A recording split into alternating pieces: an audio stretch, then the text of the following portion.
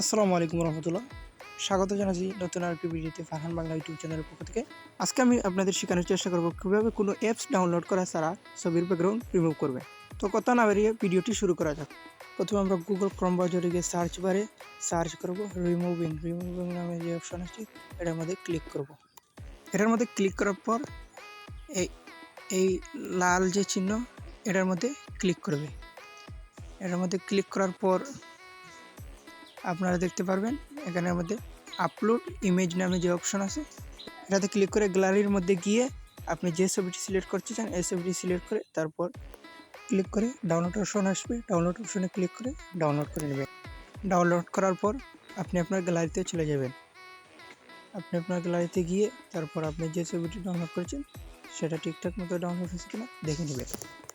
ভিডিওটি এতক্ষণ যাবৎ দেখার জন্য আপনাকে অসংখ্য ধন্যবাদ। ভিডিওটি যদি ভালো লাগে থাকে তাহলে আমার চ্যানেলটিতে একটি লাইক, একটি কমেন্ট, একটি সাবস্ক্রাইব করে সাথে থাকবেন। দেখা হবে পরবর্তী অন্য কোনো ভিডিওতে। আল্লাহ হাফেজ।